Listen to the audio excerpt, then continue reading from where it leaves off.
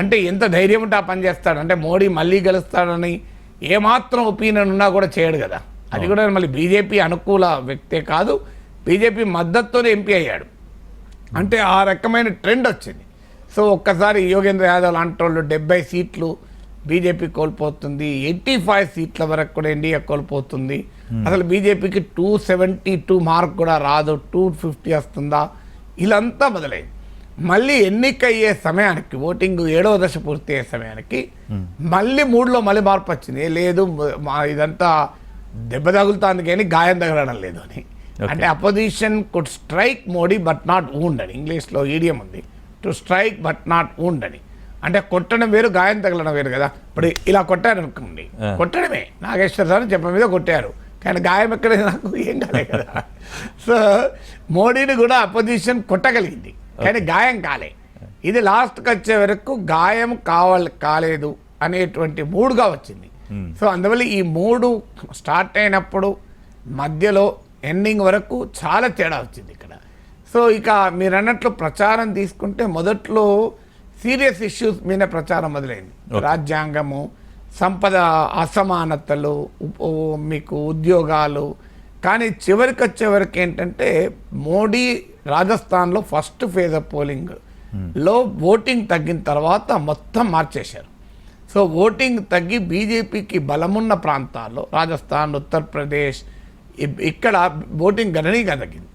దాంతో బీజేపీకి అనుమానం మొదలైంది, మనం ఇక వికసిత భారత్ ఇవి చెప్పుకుంటే ఓట్లు పడవు, come back to our original form అని చెప్పి మళ్ళీగా అక్కడ మొదలు పెట్టాడు మోడీ. ముస్లిం రిజర్వేషన్లు తీసుకెళ్తారు, మంగళసూత్రాలు పట్టుకెళ్ళిపోతారు.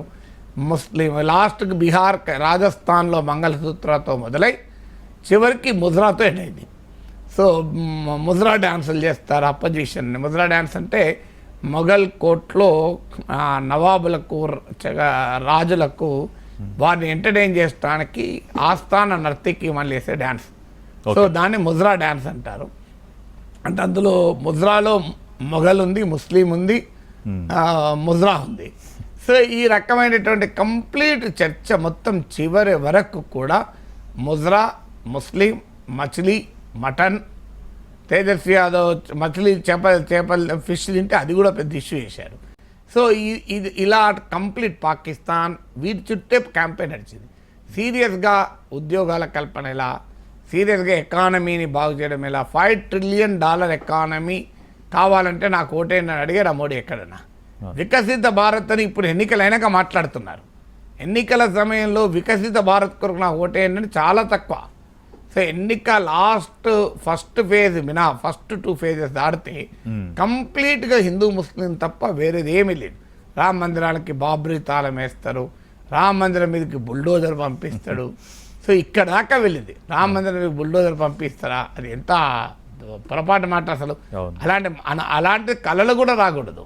మంగళసూత్రం తీసుకుంటారని కళలు కూడా రాకూడదు. అది చాలా అశుభమైన మాట, అపవిత్రమైన మాట కదా. మంగళసూత్రాలు తీయడం అనేది దానికి దేనికి సంకేతం మనకు తెలియదా? మంగళసూత్రాలు తీసుకెళ్ళి ఇంకొకరికి ఇస్తారు అని. అసలు ఒక ముత్తైదువ బెడ నుంచి మంగళసూత్రం ఇంకొకరు తీసుకెళ్తారని కూడా అనడం ఏంటి అసలు? మోడీ స్థాయిలో, ప్రైమ్ మినిస్టర్ స్థాయిలో ఇంత అపవిత్రమైన మాటలు. మంగళసూత్రాలు తీస్తారు, రాముల వారి గుడిపైకి బుల్డోజర్ పంపుతారు. అసలు భక్తున్న ఎవరు కూడా ఆ మాట అనలేరు. మనసులో అసలు కళలో కూడా ఊహించలేం మనం. రాముల వారి గుడి మీదకి బుల్డోజర్ వస్తే కళలో ఊహించగలమా? ఇప్పుడు ఏ రామభక్తుడైనా దాన్ని భరించగలుగుతాడు? అసలు ఆలోచన కూడా భరించలేడే. అంటే ఎన్నికల కొరకు అక్కడి దాకా వెళ్ళారు, ఇక దానికి బుల్డోజర్ల వరకు కూడా వెళ్ళారు. సో ఎందుకంటే మోడీ డెస్పరేషన్ చాలా క్లియర్గా కనబడ్డది. అఫ్కోర్స్ గెలవచ్చు, ఓడొచ్చు, నేను ఆ రిజల్ట్కి వెళ్ళడం లేదు, కానీ ఒక డెస్పరేషన్ అయితే కనబడ్డది. మొదటిసారి కాక తగిలింది. మొదటిసారి మన తెలుగు సినిమాల్లో హీరో అంటాడు చూడండి, భయం మొదలైంది అని అంటాడు చూడండి, నీలో ఎక్కడో చోట భయం మొదలైంది అని. సో అట్లా అధికార బీజేపీ పట్ల మొదటిసారి భయం మొదలైంది. ఈ భయము తొందరనే వాళ్ళు లేపడే చదివే విషయం. బట్ డెఫినెట్గా ఫస్ట్ టైం కొంత కరెంట్ వేడి భయం కన్నా సినిమా భాష భయం కావచ్చు, కానీ నా భాష కాక తగిలింది. అంటే ఆ వేడి తగిలింది, ఆ హీట్ అయితే మోడీ ఫెల్ట్ ఇట్.